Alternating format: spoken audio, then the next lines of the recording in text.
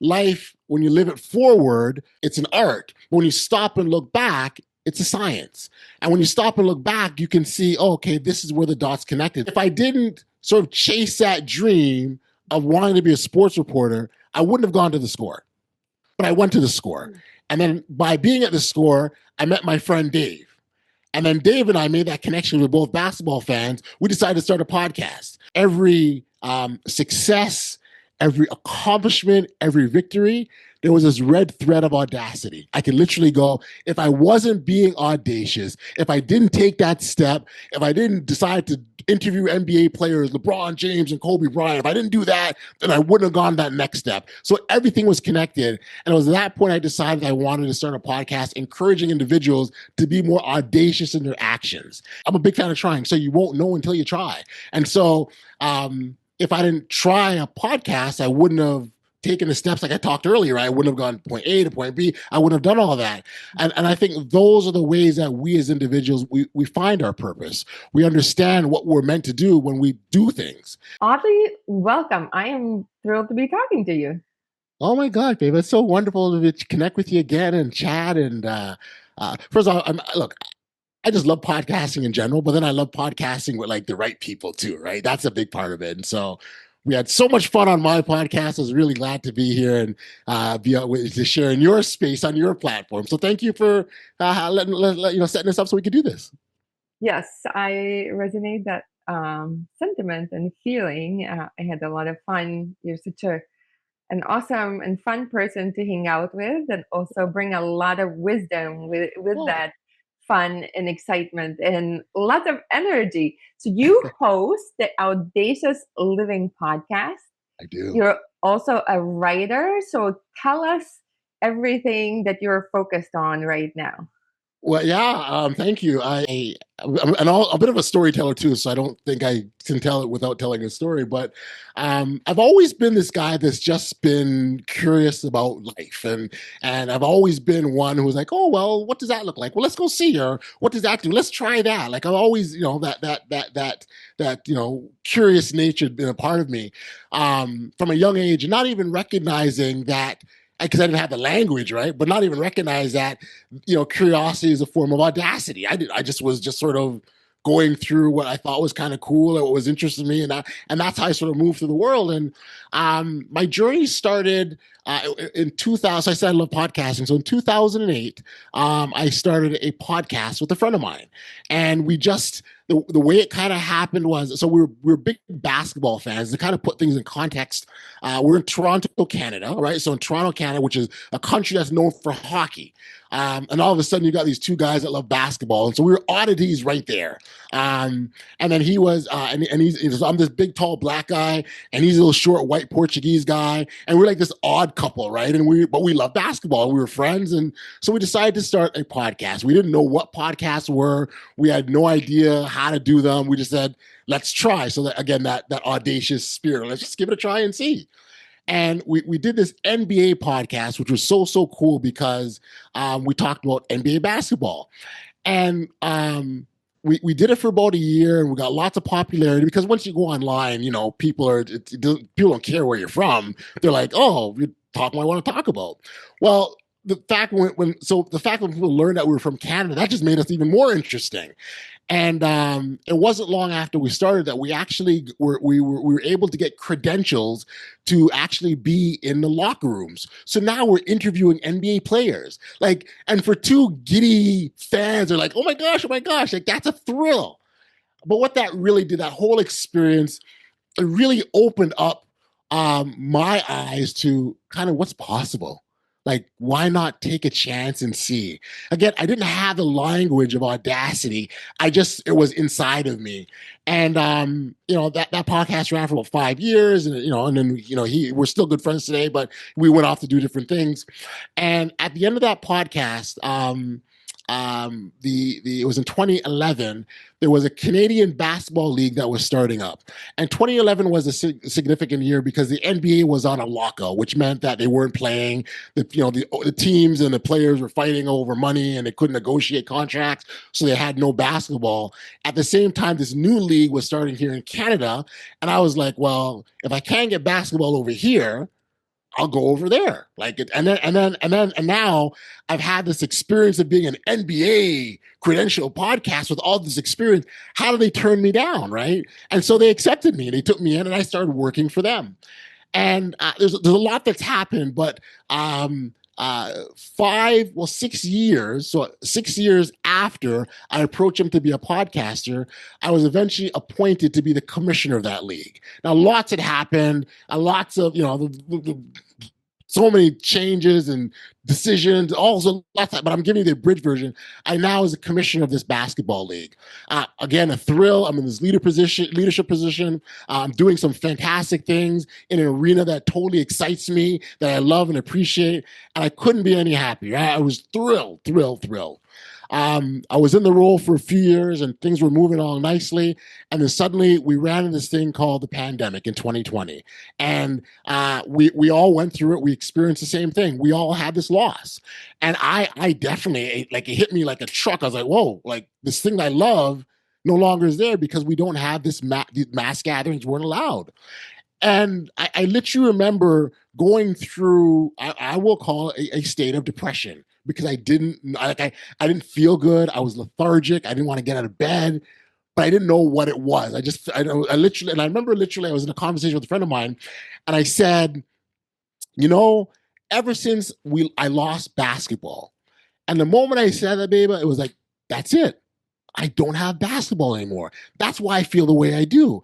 And so I decided, okay, so I don't have basketball no more. What do I do? Let me replace it. Okay, I can replace it with something that I know. Hey, podcasting. I've had lots of success in podcasting. Why don't I start that again? And that can give me energy and I enjoy it and I appreciate it. And then I started to think about, okay, so I know I want to podcast again, but I don't want to podcast about basketball. I've done lots of that. I want to do something that matters to me. I want to do something that's important to me. And it was at that point I decided, I remember did analysis of my life. I kind of looked back and every success, every accomplishment, every victory, there was this red thread of audacity. I could literally go, if I wasn't being audacious, if I didn't take that step, if I didn't decide to interview NBA players, LeBron James and Kobe Bryant, if I didn't do that, then I wouldn't have gone that next step. So everything was connected. And it was at that point I decided I wanted to start a podcast encouraging individuals to be more audacious in their actions. And that was 5 years ago. 6 years ago, rather. And since then, I've had over 600 episodes. I continue to spread the message of audacity, encourage individuals to embrace it because it's inside every single one of us, and it's just a beautiful thing. And so that's kind of how the podcast. And then I've written a book that will be released later this year that's encouraging individuals. The book's titled "Living Your Best Audacious Life: How Unleashing Your Inner Greatness Can Change the World." And so it's all about promoting that message of audacity. And I'll give you a very big nutshell, but that's the nutshell. Thank you so much. What an amazing story. And congratulations on 600 episodes this time around for this podcast. And how cool. I didn't even realize the whole story. And first of all, when you shared kind of the following just that passion, I think this is, when we hear the advice for following your passion, like people over engineer it and it's taken out of, like, it's almost applied in all the quote unquote wrong contexts. I think what you described is brilliant, how you not overthinking it, not following any sophisticated frameworks or somebody else's, like you just had that interest, like that spark within you, right? Something that resonated about basketball and you were just interested like a kid, right? Like kids don't overthink, overanalyze. They just like, I want to climb a tree, I'll climb a tree, right? I want to chase a butterfly, I want to ride a bike, right? That's right. And we just do it, right? That's right. I think that is actually the essence of that, following your passion. But then when we disconnect ourselves, right, from our own, that just riding that whimsical, that riding that interest, that spark in your eyes, right? That's and right. look what it turned into. Well, and I think all of what you said is absolutely right, and I think when you can tap into the thing that excites. So there's an expression that says, what's the expression, like, if you do what you love, you never work a day in your life ever again, kind of whatever. And I kind of agree, but I kind of disagree, because I don't think the work ever stops. In fact, I think when you love doing what you're doing, you're always working. You're just like, so I understand what that expression is. The undertone of it is that it doesn't feel like work, but I think the work always continues. But the first part of that is doing what you love. And I think what I was able to identify is, I didn't know so the plan wasn't to be a basketball commissioner. I had no idea that was on the radar. I had no idea. But what I did know is I knew the space that I liked being in. So I made it my intention to be as close to that space as possible. And by being in that area, in that arena, things naturally happen. And even to sort of to expand on that, the commissioner thing further, it wasn't like I got there and hey, I'll be a commissioner. That wasn't even it, because it took the coaxing of others around me to say, hey, this option is available for you. Hey, this is something that you can do. Hey, have you thought of this, right? And so there was definitely some work, but the key and point to this is that it's being in that space, being in that arena, and being close to the things that you love, because that's where the passions will naturally fall out, and that's where things will start to make sense for you as the longer you stay in that area. Does that make sense? Does that make sense? Yeah, and you are it's interesting. You kind of like got to that shutdown period, right? Where that era ended. And, you were fortunate, enough to know, like, up until then, right, what you were following, it was feeding you. There was this beautiful like dance, right, that led from one thing to Yes. another. Yes. But then tell us that recognition, kind of that, what you described, connecting the dots, the audacious living, and getting that light bulb moment, angels singing that you are going to start a podcast, right? And that was the through line. So this is Right. what people, right, when they're searching for their purpose, that's what they're looking for. They're looking for that clarity, for that Yes. moment, because they're in the not knowing and they want to have that tada. So how did that tada happen to you? Yeah, I think the key for me was that analysis and that look back. So I truly believe, as we're living life, like in the moment, we don't know exactly how things are going to play out. So I think in the moment we make the best decisions we have with the information we have at our disposal, right? Um, there's an expression I've heard that life when you live it forward, it's an art. But when you stop and look back, it's a science. And when you stop and look back, you can see, oh, okay, this is where the dots connected. So if I didn't go here, I wouldn't go there. So I'll use my story, for example. If I didn't go to start the podcast, right, I wouldn't have been in an NBA locker room. And if I didn't go to the NBA locker room, I wouldn't have convinced the basketball league here in Canada that I've got value or worth. And I'll even take it a step before starting the podcast, because here in Toronto there was a sports station called The Score, and at that time I had dreams or aspirations of talking about sports on TV. I'm like, hey, I want to be on TV to talk about sports, and so I decided I would start an internship at The Score. And I went there and I applied, and I got it, and I worked there. I worked there for about 3 months, maybe. And at the end of it, they said, Audley, thank you so much. We appreciate your contributions. Take care. And I'm like, huh, that's it? Like, huh? Like, what are you talking about? Like, I'm supposed to be doing, like, it didn't happen that way. But what did happen is I was able to meet, and I made very key relationships. And one of those relationships was with my short little Portuguese friend who I started the podcast with, because he was an on-air reporter. So if you take a step back, if I didn't sort of chase that dream of wanting to be a sports reporter, I wouldn't have gone to The Score. But I went to The Score. And then by being at The Score, I met my friend Dave. And then Dave and I made that connection. We're both basketball fans. We decided to start a podcast. We did this podcast that got us an NBA locker room. Well, because I was in an NBA locker room, I was able to use that experience to then to convince the league to take me on as a podcaster. while being there, I learned some other things. I made some key insights, not knowing where it was going to be. But then all of a sudden, I'm the commissioner of the league 5 years later. Like all of those things, those things don't, they're all connected. And so you talk about the through line, right? It was there. And so the point is, I would encourage people to stop. If you're trying to figure out kind of where you're going, stop and see what your journey has been up to that point. What sort of common themes have taken place? What has happened? And even the funny thing is that when I said, okay, I'm gonna do a podcast on Audacity, I didn't realize I was being audacious in those moments. I didn't have that language. I didn't know. I was just existing and being and doing. And then I realized, oh, wait a second, there's patterns here. And every time I tried something else happened. Huh. I tried to take a chance. Every time I had a bit of courage, something else happened. That sounds pretty audacious. Oh, it is odd. So the journey, I would say, if anyone's at a point in their life where they're going, where the heck am I going? What the heck am I going to do? How do I figure this out? Where do I want to go next? Look at where you've been.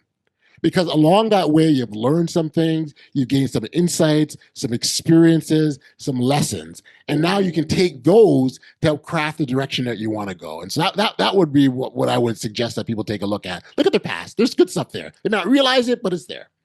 I love it. And I'm just trying to picture it. Was it you sitting down like with a piece of paper and doing this analysis? Or did this come to you like when you're walking? Or did it come to you in waves, like over it was a way. It was over a period of time, because I remember.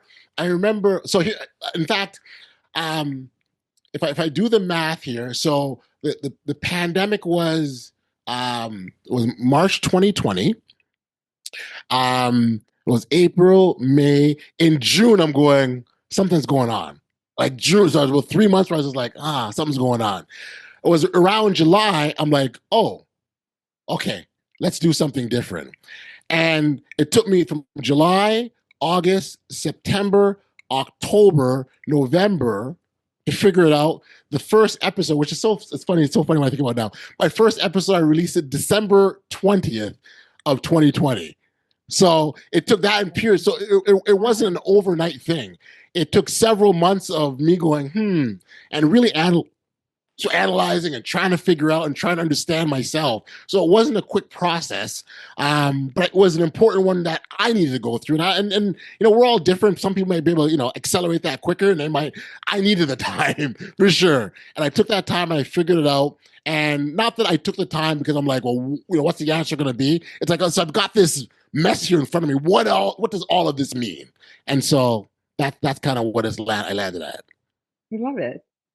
So tell us, what is audacious living? What does living audaciously mean to you? Thank you. It's a beautiful question. That's a question I ask all of my guests. And I want to start actually by telling you what it's not, because I think there's some myths when it comes to audacity. And there's sort of three that I identify with. First off, I think people think that if I'm not, climbing Mount Everest, skydiving, or fighting with sharks in the Atlantic Ocean, that I'm not being audacious. And while those acts are huge and monumental, audacity can also be really small and quiet things, right? It could be making a choice for myself. It could be deciding that the career I'm in no longer serves me. It could be making you think of the single mother who maybe needs some alone time for herself because of the pressures of life, and locking herself in a room. That could be seen as a very audacious act. So they don't have to be loud and boisterous and monumental things. There's also misbelief that audacity is reserved for just a select few individuals, right? And I'm here to say that every single one of us has audacity inside of us from the time that we were babies. And if you want evidence of that, watch a child learning how to walk, right? No one said to that baby, hey, you can't. And maybe if they did say it, it wouldn't matter, because they would still try and get up anyways. They would still try to get up and take one foot in front of the other. And we all have that image, right? They get up, they kind of wobble a bit, they drop down. And what do? They don't stay down. They go, let me try again. And they get up and they wobble, they take that next step, and they may fall down and may take another step. That's audacity in action. And so inside every single one. It's not reserved for a special set of people. And then also the other myth is you don't need permission to be audacious, right? It's a daily choice that you make. And having said all that, for me, it's demonstrating the courage to step outside of yourself, right? Outside of your comfort zone, taking a risk, demonstrating courageousness in your actions, and how big or small, that's totally up to you. But I think that I believe that every single one of us, there's a calling inside of us to demonstrate our audacity, and we have to trust and believe in ourselves and believe that, we can make that right move. And, I have something what you say on my shoulder, the fail forward advantage, right? And if we make a mistake and if we fail and we mess up or things don't work out that way, we look at those failures as learning lessons, and that's how we treat them as an advantage. And so, yeah, audacity is all of those things. And that's what I would say. I love that. And why is it so important for you to talk about it? It's almost like, when like when you have. So I look at how audacity is impacted my life, right? In that it's allowed me to live freer. It allows me to be myself. It allows me to try new things. But really what is also has allowed me to be able to do is to experience life. And the time that we're on this planet, that should be the goal, to experience life as much as possible, not hold ourselves back. I had a guest on my podcast once who told me a story about his father. His father had his father was used to repair, like small engine repair, so he had, he wanted to start a business, fixing small engines, and because he had that had those skills in that field. And it's something he always wanted to do, but he never did. And years later, his father passed away. And he's going through his things, and he's cleaning out his apartment, and I guess he found like some manuals and different things about this small engine business thing that he was started, and he felt that he felt that was an unfulfilled dream of his father. And he goes, literally, and I remember he said, literally, Audley, I'm taking my father's dream and I'm putting it in a dumpster, because he didn't go after it. He left it. He just didn't pursue it. And he goes, I'm cleaning my father's things, and I'm realizing that I'm throwing out his dreams. And the point is, we can't live an unfulfilled life. We have to take that step forward, or we'll end up with regrets. We'll end up with these what ifs. We'll end up with these, oh, maybe I could have. Yeah. So I don't want people. I want people to experience life and live free and live with the satisfaction of knowing that I tried anyways. And the winning part doesn't happen because of the outcome. The winning part is because you take that step forward. So you because you tried, I think that automatically makes you a winner. And I want people to win. I agree. What holds us back? So you said about the part about holding, what holds people back. What is that you see? Oh, there are several things. Oh my goodness. Fear is a big one for a lot of people. I don't know what's around the corner, so I don't know if I can. Being given permission to take a chance, that's, I'm not allowed to. I can't. Why can't you? Why can't you take that chance? Why can't you take that risk? So, permission is a big one. We talk about the imposter syndrome. You're not worthy. Who gave you the right to? Who says you can? That's another big barrier for a lot of people. One that I sort of chuckle about is limiting beliefs, right? They think I'm not able to. And I'll tell you a quick story. So when I was a child growing up at home, my mother, my family, we went to church, right? Every Sunday we would go to Sunday church, and my mom, I used to drive her crazy because I used to like my shoes, I tear them apart. Like I was a rambunctious kid, right? So I was always tearing her shoes apart, and so she decided that from now on I was going to have shoes I only wore on Sundays. Those became my Sunday shoes. I was not allowed to wear them any other time because she wanted to ensure that when I went to church, I had nice shoes. I understand that logic. It makes complete sense. The challenge for me is 30 years later, I still had Sunday shoes. I still had shoes I only wore on Sundays. And I remember one day waking up going, wait a second, why can't I wear those shoes on a Thursday or Tuesday or Friday? But because I had that limit in my mind that these are my Sunday shoes, I only can wear them that day, I reserved them for that and that alone. And I think that's another hindrance that people have, that these limits, these beliefs that they think are the way it's supposed. And because we run on autopilot, right? We just naturally do things without thinking about them. It became a behavior that I adopted. And look, I get it. I needed them when I was 12 years old. Absolutely. But a 40-year-old man does not need Sunday shoes, or at least I didn't need Sunday shoes, right? And so it's really, I think it really involves challenging some of those beliefs, challenge those thoughts in our head. How do we know what we're thinking is actually true? And so I think so those are some of the things that hold people back and make them think that, we're not worthy or I'm not worthy. Mm, that's a beautiful example. And I think that is the most audacious way to live, is actually start questioning all the Yeah. programs that you're running. Are they even of your own making? Yes. I agree. I love that. I What's your agree. purpose? You know what? It's to help individuals live their best audacious lives, and it took me a while to land on that. It took my own pitfalls, my own personal struggles, my own journey to realize, what my true purpose was, and it's you don't know until you try. I'm a big fan of trying, so you won't know until you try, and so. If I didn't try a podcast, I wouldn't have taken the steps like I talked earlier. I wouldn't have gone point A to point B. I wouldn't have done all of that. And I think those are the ways that we as individuals, we find our purpose. We understand what we're meant to do when we do things.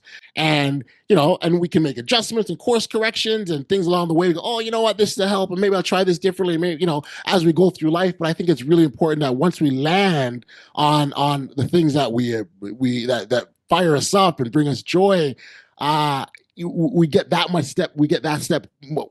step closer to finding our purpose. But also too, I think it's also very important that we don't lock ourselves in, because our purpose can change depending on where we are in life and what we've experienced. And 15 years ago, I wouldn't have said to you that my purpose is to help people live their best audacious lives. I would have said my purpose is just to be a good person. And so as we grow and we evolve, we expand, our purpose gets more refined. And so, but we don't know that until we get into that. I have something I developed. It's like you might say the BOLD framework, right? BOLD is actually an acronym, and really it means the BOLD framework to help you live your best audacious life.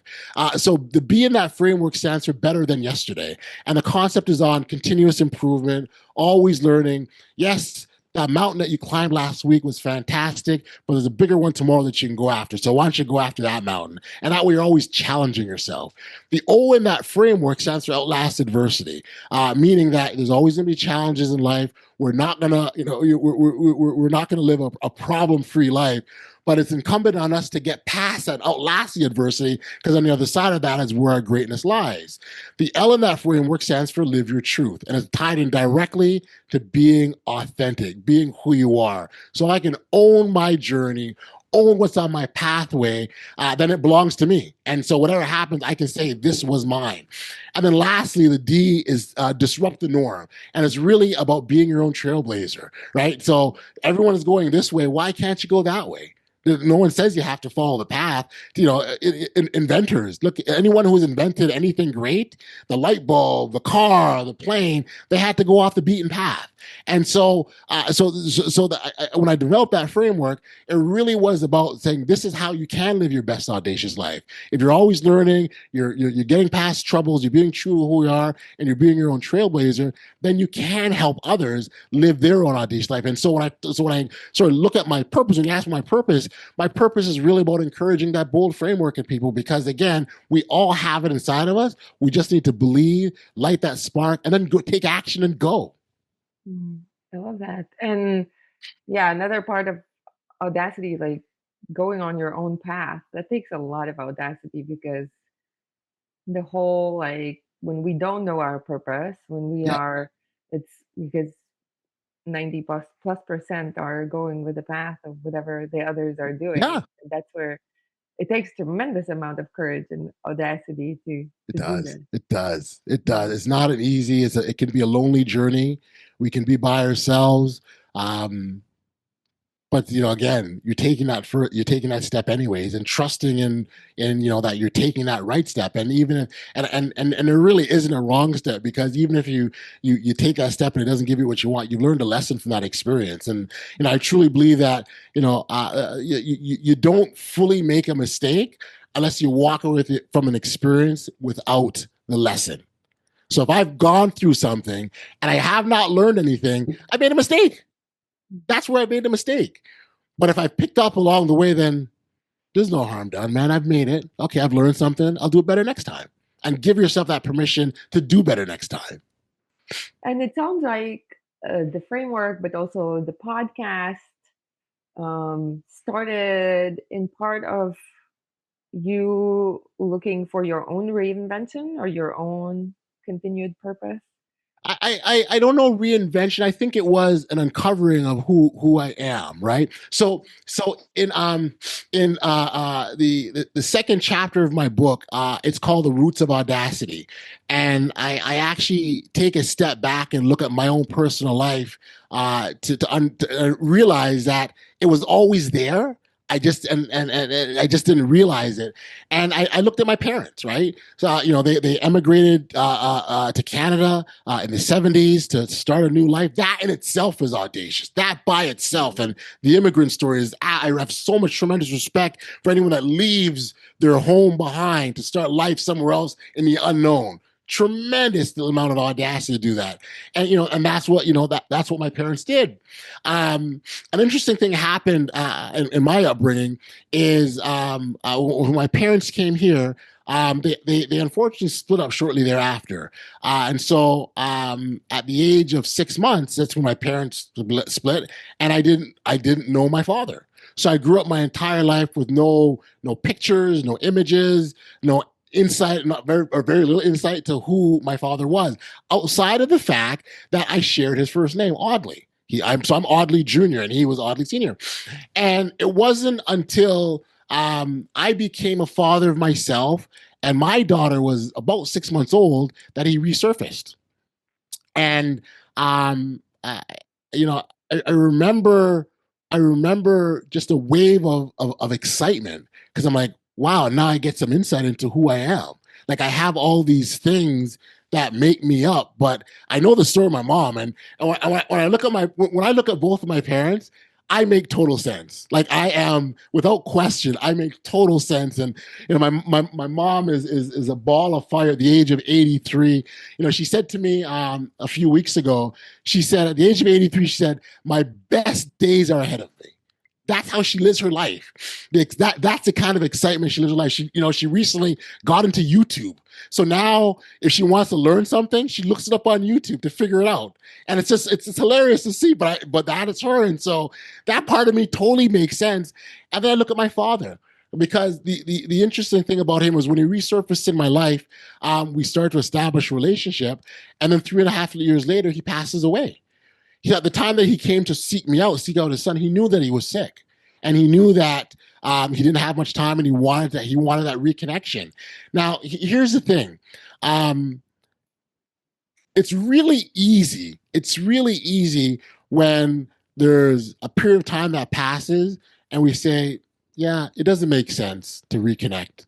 Why bother? Too much water under the bridge. I'll just leave it alone." And many of us do that, right? Where we don't bother because too much time has passed. But the audacious step is to say, you know what? Despite how much time has passed, I'm going to reach out anyways. I'm going to seek out my son. I'm going to establish a relationship. And his hope is that I received him. And I'm glad that I received him, because at the time I didn't know of his health challenges. And I think many times I thought, now, like, so what if I rejected him and said, well, you weren't there my whole life? And I get it. I could have been well within my rights to take that approach because he was absent my entire life. But what if, I pushed him away, and then shortly thereafter he passes? I wouldn't have felt good about that. I wouldn't have felt, but that in itself was the audacious step, even myself. So when I talk about the roots of where it comes from, both of my parents are extremely, extremely audacious people in terms of how they approach life, how they live life, and the actions that they take. And so I go back to your question. It wasn't a reinvention. It was absolutely an uncovering. It was me going, no, no, no, no. There's something more to you, Audley Stephenson. Let's keep digging. And when I dig and I look, I'm like, yeah, it was always there. But I would also say that's the same for each and every single one of us. Each and every single one. It's inside of us. It's a matter of digging, uncovering, and recognizing the core of who we truly are. Thank you so much for sharing that story. Wow. My pleasure. Yeah. Wow. And you were writing a book, and I wanted to ask you about the book. But before we go there, Yeah. the reason I asked you that question was because, you said like right now your purpose is to serve others, encourage, inspire Yes. others, right? Yes. To find and live their own audacious life.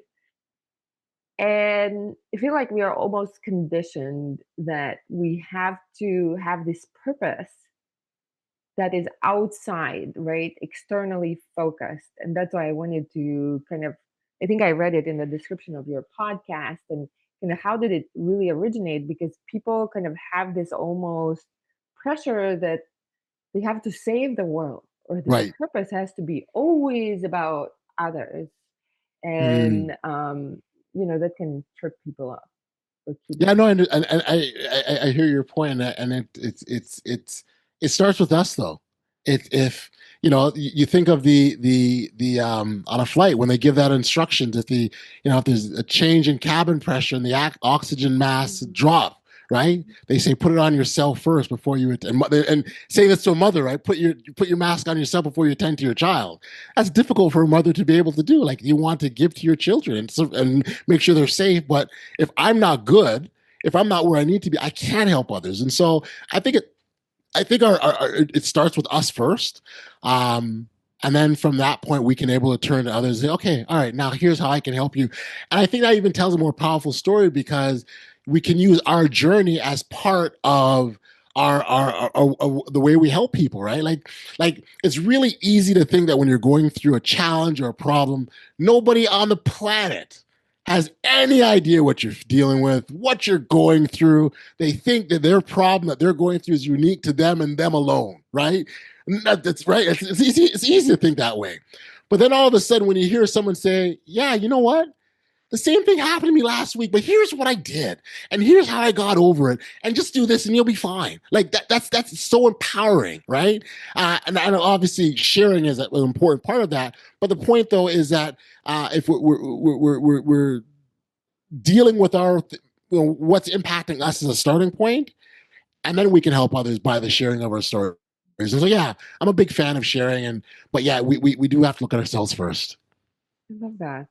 And somewhere I saw on your Instagram, I think, where Uh-huh. you said we've been conditioned to believe that being hard on ourselves is how we grow, and that you wrote about unpacking, more of this idea on your blog. But what if that voice is actually the thing that is keeping us stuck?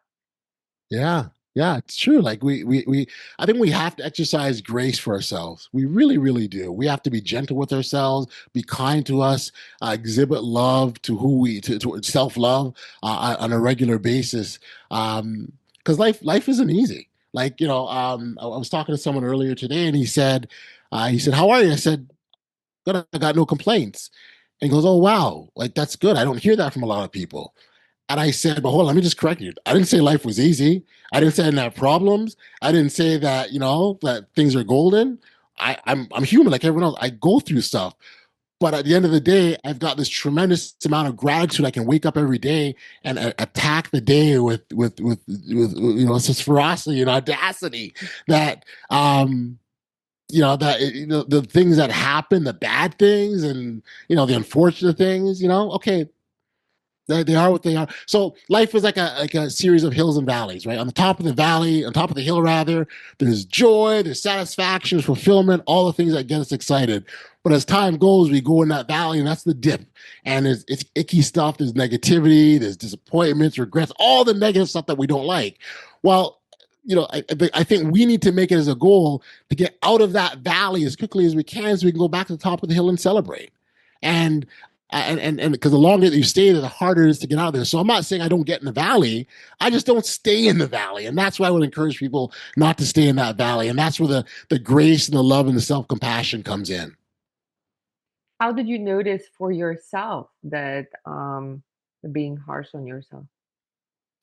I, I'm actually going to go back. I'm going to go back to my upbringing and how I was raised. Um, uh, my mother was just a powerful champion of letting me be me. She Mm. never ever spoke a discouraging word to me. Never criticized, never called me anything outside of my name.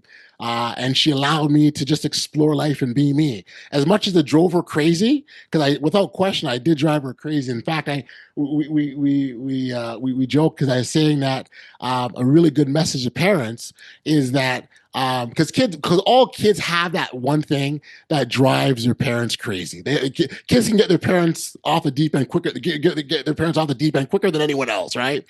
But the one thing I continually say is that trait, that quality that drives you crazy now will be the leadership skill that people look to them when when they go out in the world. So if you're that child that was always questioning, but why, right? People respect someone that questions the status quo, right? If you're people that's always that whiny child, he cried for everything. When you become older, they're in touch with their emotions, right? And people respect that. And so she didn't suppress those things about me. She allowed me to just be who I am. So I didn't see anything wrong with me. I got the validation that I was loved and I was okay exactly who the person I was, and I was allowed to evolve, experiment, and try new things. Again, drove her crazy, but she let me do it anyways. I love that story. Thank you for sharing it. That's what I'm trying. My son is in high school, and I'm Yes. trying to do it with him. Like, I don't know, whatever you want to do. Like, I Yeah. am trying not to micromanage, not to make him do anything, not to impose any kind of path. I'm like, Yeah. well, what do you want? Go back to It, yourself. What's your path? Yeah, no, it's true. Whatever you. My mom and I talk often, and literally a couple of days ago, we were in one of these heartfelt conversations, and I asked her, I said, have I ever disappointed you? And she's like, no, never. Her words were, "You were the perfect child." I don't know if I was perfect, but in terms of how I continually showed up, right? But I don't do that unless she allows me to, and that goes back to that being given that permission. And so I would encourage parents that give you want to give them as much rope to be themselves as possible, but still be there to turn that rope into a net if they need your assistance, right? And so it's that balance. And I don't say that it's an easy thing. I, as a parent, went through my own sort of navigation journeys with my children, and I think I did okay. But that was because I think I allowed them to express themselves and be who they are. Mm. I love that because then I can see that makes sense, kind of how you trusted your own inclinations and kind of Yeah, pulls. Because if you beat it out of, I think that's where the disconnect happens when there are different dynamics, in the childhood. right, right. Yeah, and that No, can you're be right. severed. That Yeah. beautiful, beautiful story. So you are writing a book. Tell us So what you want to the book is share. already written. Initially, it was slated to come out in this spring, Mhm. and I was going to self publish it. I unexpectedly met someone who introduced me to a publisher, and they've agreed to release it to the world, and I accepted that. But it'll probably be later this year, probably most likely the fall is when it'll come out. But yeah, Okay. I'm really excited. I'm really excited about that. And it's called "Living Your Best Audacious Life: How Unleashing Your Inner Greatness Can Change the World." I love that. What made you change your mind from self-publishing to going with, I guess, a publisher? I just thought about the reach and impact. I just, you know, I there you think of sort of the distribution network. They have a far wider or greater reach than I had, and I just thought it was a really good opportunity to spread the message. Because for me, it's all about that message, and everything I've been doing is tied into sending all that message, reaching out as many people as possible. And so you look at the distribution network, it just made sense for me, and I decided to go down that route. Well, congratulations. Thank you. And how do you see the expression of your purpose if you see it evolving forward? Yeah, no, that's a great question, and I think it will continually evolve because that's what life like. If you go back to the bold framework, right? The first letter is B, better than yesterday. It's about continuously growing, continuously learning, continue getting better. And so messages will be refined, sure. Is there other books I'll be written? Sure. Other speeches given? Sure. More podcasts? Sure. All those things will continually happen, and it'll continue to manifest itself by growing. And so this isn't something that's going to stay small. This message continue to get larger and grow and evolve and develop. And if I look over the course of the last 5 years, if I look at where I was year one and where I am now, the evolution is already there. There's already evolution. And I think that continues as long as we are here on this planet. I think we're meant to continually evolve and grow. Beautiful. So, Audley, how do you want people to connect with you? Yeah, no, well, thank you so much for this opportunity. A couple ways. I mean, I'm on social media. Sure, LinkedIn. That's Audley Stephenson. Most social media platforms, whether the Twitters or the Instagram, or X, I guess it's called X or Instagram. I still call it Twitter. My hashtag, my name is the Odd Man. So TheAudman. So I'm the Odd Man. And then my website is audaciouslife.com, and that's where my blog often, lots of my podcast episodes are there. We'll be updating it to more information about the book and where people can, pre-order and be a part of that journey as well too. And so those either social media or through my website are two great avenues as a starting point to connect. Beautiful. And is there anything that I didn't ask that you want to leave us with? No, listen. Like I said off the top, I very much appreciate the opportunity to connect with you again. I think your mission is a lovely one, and it's full of so much audacity. And so I really appreciate the opportunity to share with you in this way. And again, I just want to continue to encouraging individuals to live their best audacious lives, and whatever that looks like for them, because it very much is an individual journey. So whatever that looks like, take that first step, take that chance, take that risk, because you never know what good will come out of it. Beautiful. Well, keep spreading that beautiful and lively and animated message of encouragement and the Thank you. smile it radiates out. Thank you so much, Audley. Oh, thank you for the opportunity.